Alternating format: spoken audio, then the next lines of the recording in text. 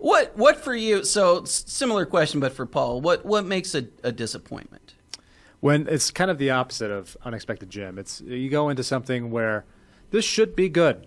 There's a reason, either the director, the actors, the writing team, whatever your expectations just are not met. And I think the ones on this list are where our expectations had the biggest gap between expectations and then delivering. Yeah. So the one I'm going to start with, even though just because I think it's funny that it made it on both lists, is The Green Knight.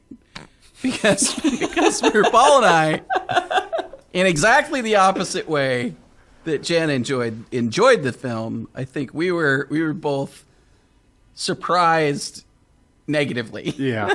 With this. I usually enjoy A24 movies. They're not for everyone, like Jen said, but I've enjoyed. Wouldn't say I usually do, but I would say that there are several that I enjoy. They have a pretty high batting average for me. So, and you do know, you're going to get something weird. Yeah, which I'm fine with. I like to get weird every once in a while. Yeah, but this was. All right, let me read the rest of the list here. Coming to America. Without Remorse, the Anthony Mackie movie. The Tomorrow War, starring Chris Pratt. Black Widow. Dune, which is Paul's inclusion I in the list, to be insisted on fair. this one. This is an insistence because I was not disappointed by Dune. I enjoyed Dune. Cry Macho, which I insisted on. Finch, starring Tom Hanks. Foundation, that we're not limiting ourselves just to films here. So the TV series Foundation, The Falcon and the Winter Soldier, and WandaVision. It's a lot of Marvel on this list. It's a lot of Marvel. And we've talked on the show several times about a lot of these, a lot of the Marvel shows. Mm-hmm. Loki didn't make it on the list. Possibly could have. There was no Owen Wilson on a jet ski, so. That actually is almost a crime. I feel like. I don't think Loki made it onto any of our lists, actually. It was surprisingly forgettable. It was surprisingly forgettable. There are lots of things about it that obviously are setting up the rest of what they're doing right now, but it's not, Don't care. Well, that's part of the problem. I think that's part of what makes a lot of these things disappointing. Let's knock out some of the ones that are what I feel like are obvious disappointments. Coming to America should never have been made. I don't know why it was made. It wrecks a lot of the good things about the original film, while not really adding anything of any value at all, with the one possible exception of Wesley Snipes' warlord character, which makes it just brings it this side of pure disappointment for me. But everything else about the movie, I think, was just... It was an Eddie Murphy movie without Eddie Murphy. Pretty much, yeah, and without any of the charm or soul or anything from the first movie, and it's just tragic. Without Remorse, which accidentally I just realized I said it was Anthony Mackie because I was thinking of Outside the Wire, which is actually not on the list, but in fact was the Michael B. Jordan Amazon Prime Tom Clancy, the Amazon Prime Tom Clancy. Oh my goodness! On paper, this should have been. Yeah, actually, this is a great example because on paper, between Michael B. Jordan and Tom Clancy, and it was high budget. It's meant to set up an entire new realm of sort of the Tom Clancy universe that Amazon has been building with Jack Ryan and all that kind of stuff. And I guess he's going to be the new Greer. Right, or at least that's sort of the idea of it, is that he's going to be the new. I don't know. I don't even care. Unclear. Shockingly, don't care. And it's got all the beats, right? It had, he's, war hero, whatever kind of guy, and then his wife is brutally murdered, and he's got all the reason to do everything, but. Yeah, it's just barely remember it at this point. Yeah. And obviously, I even when I read the name on the list, I confused it with Outside the Wire, which was another shockingly forgettable movie from another person like Anthony Mackie, who's super fun to watch most of the time. Anthony Mackie's great, Michael B. Jordan, super fun to watch. Great actor almost all the time. Well, I mean, almost everything I've ever seen him in. Yeah, this was not his fault. No, I don't think so. No, Yeah. I don't think it was so. Not. Similarly, I would argue. So I was getting outside the wire because I was thinking about Tomorrow War as well. Chris Pratt, always funny, always enjoyable. I disagree with this one. Well, okay, maybe not always enjoyable. Well, okay, Paul disagrees with this. I thought this movie was fine. I don't like It's fine. But anyway, yeah, this movie for me. I mean, you can watch our episode on it. It had an interesting premise. It had cool ideas, and I think it was so dumb, just fundamentally dumb, that it hurt my brain. Yeah, probably why it worked I for agree me. with that.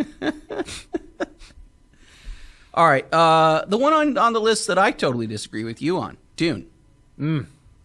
This is for me. The expectations were very high. Yeah. Obviously, with the star-studded cast, the director, and it was terrible. The more I think about it, the more I hate this movie. It is bad, and I don't care about Dune 2 Electric Boogaloo. Like, I just don't care. Like, there's just going to be more sand. There's going to be a lot of sand in Dune 2. That is undeniable. Yeah, fair. I think that's... So I think I said this on our episode. Dune is... I think it's a very good representation of what is in the book, for the most part. I think it gets a lot right. There's a few things that I think it gets wrong. I think it's a beautifully shot movie. I understand that the frames are largely filled with sand. And, Look at all this sand. But that's what Arrakis is. It's a sand world. It's a desert planet. So is Tatooine. What are you going to do? Look, we're going to have to disagree on this one, I think. But here's one that I wanted to include: Cry Macho. And Cry Macho I included because this is going to be one of Clint Eastwood's final films. And also I'd been told that it was good. People had said that Really? it was. Yeah, some people were like, "Oh, you have to watch." I wonder if it's just because it's... I think it's just because it's Clint Eastwood. Yeah. And it was not. Yeah. And more to the point, it was a role. It was a whole series of decisions that treated 90-year-old Clint Eastwood as if he was 60-year-old Clint Eastwood, which just did not work. He had like a weird romantic plot, like a love story with a woman clearly 40 years his junior. It was weird. It didn't work. Mm-hmm. He punched a guy in the face. He's a 90-year-old man. And it's a thing that I've talked about before with respect to music in film, where if you have a scene and you try to take music that doesn't really fit the scene and overlay it. So let's say you've got a scene that's fairly flat and you try to put really heavily dramatic music on it. It creates unintentional comedy because of the gap between what the scene is and what the music is trying to force you to feel. Mm-hmm. And I think Cry Macho was that in movie form. It was an old man punching a guy in the face as if he was a very young man. There's just no way. Like he looked so frail. Just everything about it. And it was disappointing, but it was also like sad to watch from Clint Eastwood. So that was super disappointing to me. But let's get into the Marvel stuff real quick. Because we got 3 Marvel things on here. Falcon and the Winter Soldier, WandaVision, and Black Widow. I mean, we've covered a lot of this at length. Yeah. But I think Black Widow is different because the whole movie is just why. Yeah. With WandaVision, especially WandaVision, it did not stick the landing, and the ending was so bad that it just kind of ruined the rest of the season for me. Yeah. And then similar with Falcon and the Winter Soldier, but it just wasn't as good as WandaVision throughout. Yes. But similarly, it just, the ending was weird and just not that great and just disappointing. So our pick for biggest disappointment is Black Widow.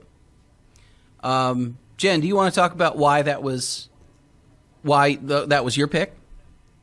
Well, first of all, it was 5 years too late, and it was such a bland, unmemorable, unfun movie that it was not the send-off that the character of Black Widow, Natasha Romanoff, deserved. She deserved better than that. Yeah. 100%. And it was just a mess. And nothing made sense. And the plot armor was ridiculous. We talked about all of this on the episode that we did of Black Widow. But, like, it was just not good. And that character deserved so much better.